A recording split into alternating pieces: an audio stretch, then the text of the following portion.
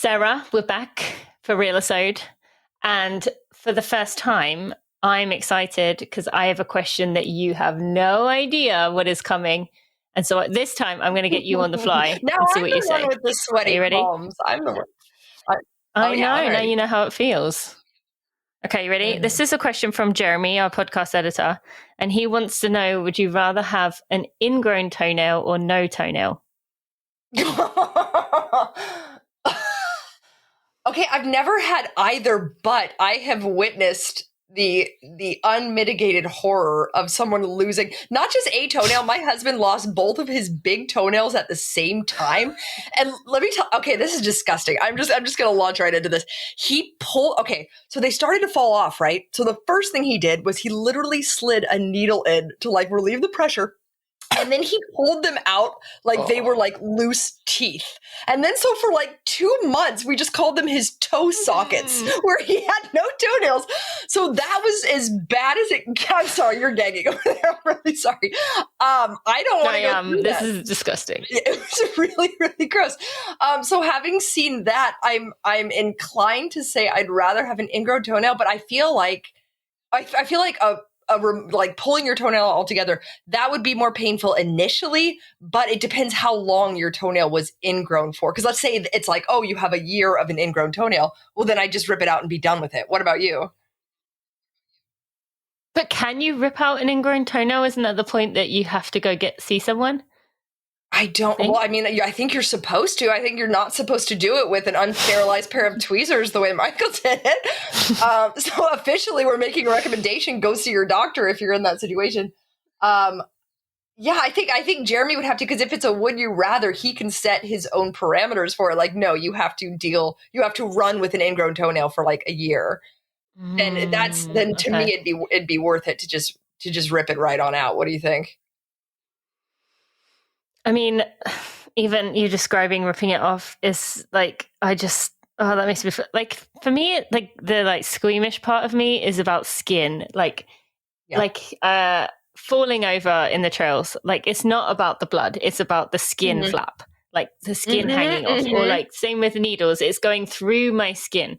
And so the ripping the toenail off, like you said about him wiggling it, like that is skin.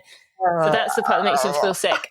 However, as we are recording this, I am a few days after my ultra, and I have definitely a blood blister under my big toenail. It was the most sore thing for me that evening of all my body. My toenail was throbbing. Gosh. So I'm almost certainly going to find myself in this situation. Yeah, but not my big toe. Okay, because I can't imagine it be much different. But I feel like your big toe is different. Yeah, I have never, shockingly, having averaged like probably 115 to 120 mile weeks consistently for like 18 or 10 years, I had never lost a toenail, which is shocking. But I also think I wear my shoes like a half size bigger than most people do. Like, I just prefer to. But yeah, Michael, he lost, those toenails fell out after he hiked the Connecticut portion of the Appalachian Trail, which is like just straight uphill, straight downhill. Was there a lot of downhill in the ultra you did? Because that's probably what did it, is like that pressure. Did you have like a ton of downhill like during the ultra? Yeah, there was a lot of downhill, but that's what I mean. I don't, and maybe someone listening to this can educate us. Like, is the toenail ingrown or falling off? Is it to do with shoes too big, shoes too small, downhills, like shoes not tied tight enough? Is it a combination? Like, or is it just form? I would love to know like what it is. Yeah, is it like, am I just so much of a shuffler that I don't hit my toes? Like, do I just completely skip the rolling off point of my form and just, because I've never. I mean, that would maybe make sense. Yeah, it's just so funny because like when you tell someone who's not a runner that you're a runner, like, I feel like the first thing that you hear is like, oh, your knees must be so bad, or like, oh, you must lose toenails all the time. It's always those like cliche things that I'm like, no, that's actually never happened, Mm-hmm. Yeah, but you've just made me think that my neighbors and people in my area who are going to be seeing me later this summer, if my toenail falls off, can you imagine the disgust of like, what is going on there? The funny thing is, it seems that runners are just like, they almost wear it like a badge of honor. Like, I remember my mom losing toenails like after her races, and she would like go out of her way to wear sandals where the whole world could see those like gaps in her toenails. Like, it's crazy. I do have speaking of- someone's missing toenail in my head, and I feel like it may be Michael's. Like, because you shared that, like, I'm wondering now if it was. Like, I have a vision of what that looks like, and I think it's not I'm wondering pretty. if it's his. Yeah, if I wasn't married to him, I might have left him. No. Anything else you want to say about the No, but it toenail reminds me situation? of my favorite Would You Rather. Can I pose it to you? God, I hate your Would You Rather. This is a funny one. Because I really, honestly, there's no good answer, but someone asked me, like, okay, would you rather French kiss a goat and no one knows about it, or not French kiss a goat, but everyone thinks that you did? Was this always a goat? I feel like you posed this question with something different once before. I might have. It might have been some other barnyard animal. I feel like. I feel like it was.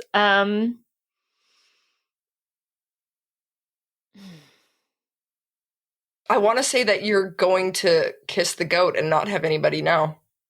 Oh no! See, I think I'd go the other way because I'd be like, "Well, believe what you want," but it didn't happen. Yeah. So maybe that's maturity, right? Maybe maturity. What would you say? I think I agree, and I think true adulthood comes when you cross that border of like, I would rather not kiss the goat and have everyone think I did. Because I think maybe when I was 20, I'd be like, oh, I totally kissed the goat. I don't want anybody thinking I did that. Yeah. I also realized another mark of maturity. You've seen like the old like Lord of the Rings films that came out when we were in high school, right? Mm-hmm.